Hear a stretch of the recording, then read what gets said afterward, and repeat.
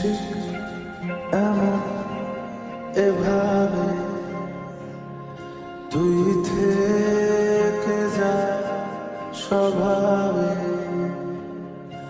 আমি বুঝেছি।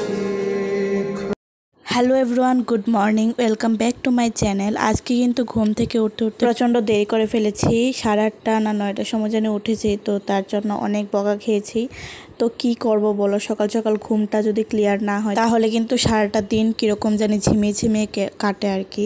দেরি করে ঘুম থেকে ওঠার পরও কিন্তু বিছানায় আধা ঘন্টার মতো বসেছিলাম। তো তারপর অনেক কষ্ট করে উঠে ব্রাশটা হাতে নিয়েছি। তো এখন করব হচ্ছে ব্রাশ। যেদিন ঘুমোতে ঘুমোতে রাত হয় সেদিন কিন্তু আমার একদমই সকাল সকাল উঠতে একদম ভালোই লাগে না, মানে অনেক কষ্ট করে উঠতে হয় আর কি। তো যাই হোক, এখন উঠেছি, ব্রাশটা করিনি, তারপর আবার তোমাদের সাথে কথা হবে।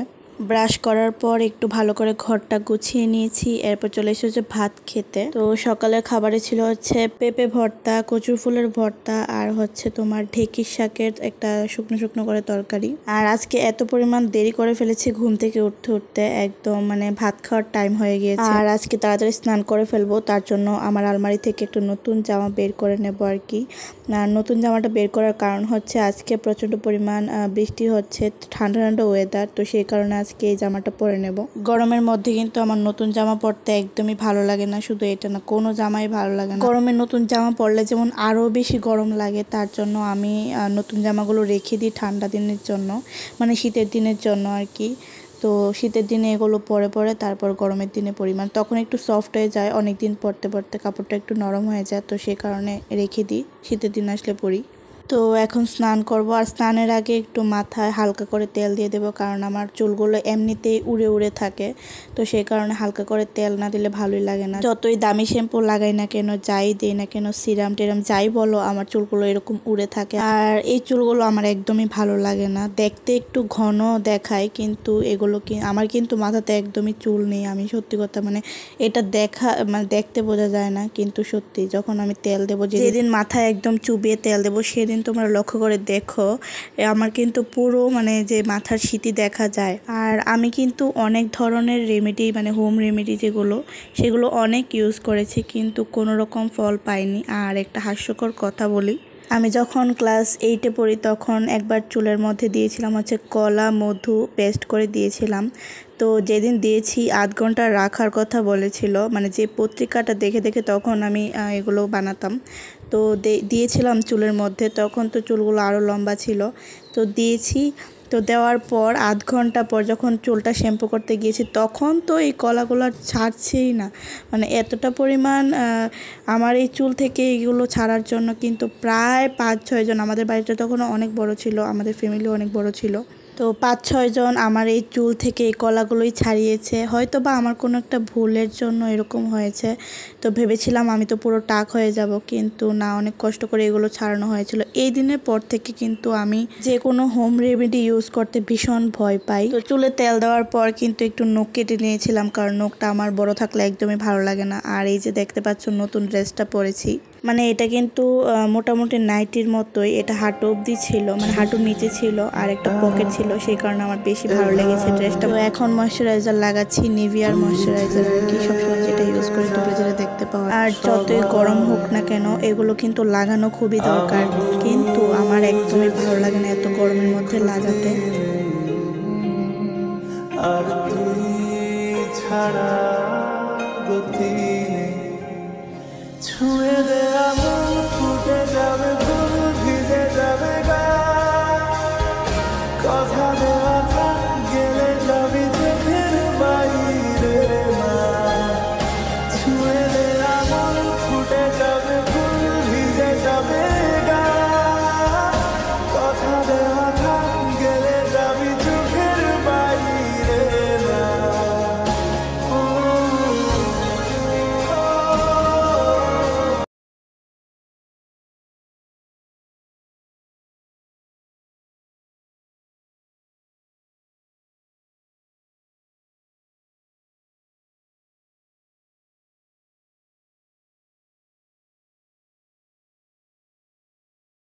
তো আর একটা কালো টিপও দিয়ে দিয়েছি। এই টিপটা ছাড়া কিন্তু একদমই অসম্পূর্ণ, যত কিছুই লাগাই আর না লাগাই কালো টিপটা কিন্তু লাগালে খুবই ভালো লাগে। আর একটু কাজল পড়লে তো আরও বেশি দারুণ লাগে, মানে আমার নিজের কাছে নিজেকে অসাধারণ লাগে।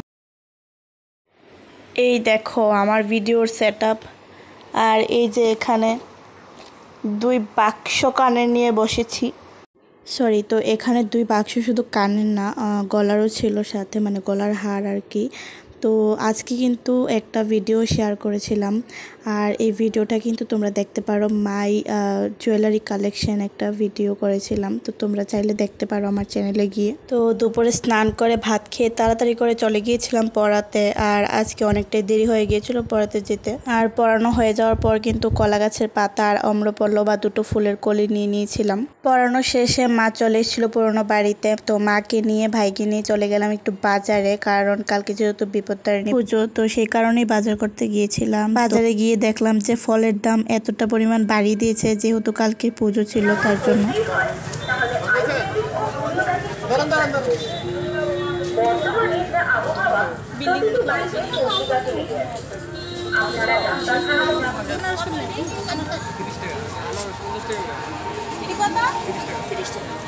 মা 30 টাকা একটা লই লাই।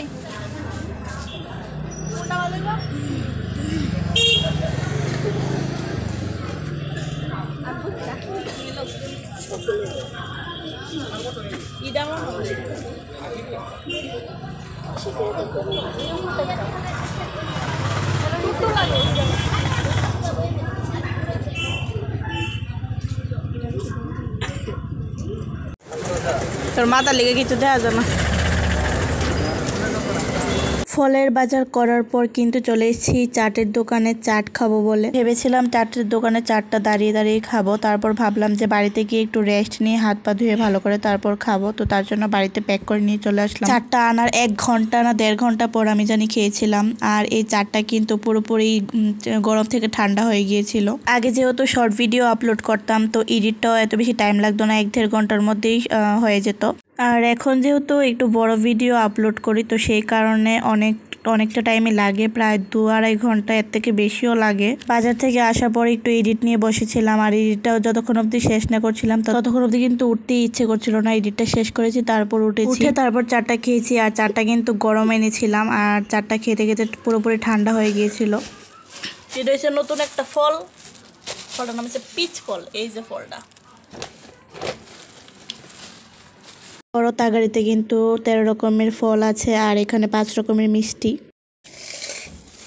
গাছের কামরাঙ্গাটি ফাঁকাইছে কে রে গা?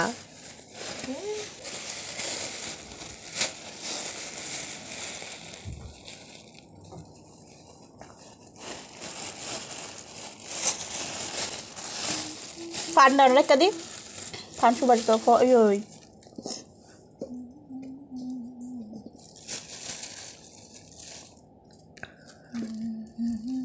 কিছু নেই।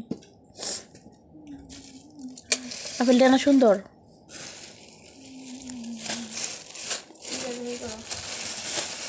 সাবু এই করে যাইব,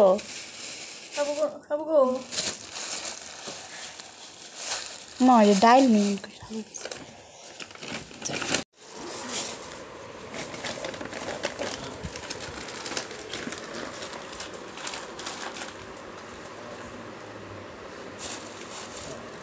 তো সবগুলো ফলই তো মা গুছিয়েছে, আর আমি মার সাথে শুধু বসেছিলাম। পুজোর সব যোগাযন্ত্র রাত্রেবেলাই করে রেখেছে, কারণ সকালবেলা উঠে এত কিছু করা অসম্ভব, তার জন্য আর কি। তো সবগুলো গুছিয়ে নিয়েছে, আর এখন চলে এসেছি রান্নাঘরে ভাত খেতে। আজকে ডাল আর ডিম বড়া ভাত খেয়েছি, পুরোপুরি সিম্পল, এরকমই ভালো লাগে। আর আজকে রাতে কিন্তু ঘুমানোর সময় এই খোপাটা কত উঁচুতে বেঁধেছি দেখেছো, এই গরমের কারণে কিন্তু এত পরিমাণ গরম, তার জন্য এত উঁচুতে খোপা বেঁধেছি। দিনের বেলা ঠান্ডা ছিল, আর রাত্রের বেলা এত পরিমাণ গরম লাগছিল। তো এই ভিডিওটা এখানেই শেষ করছি, আজকের মতো টাটা।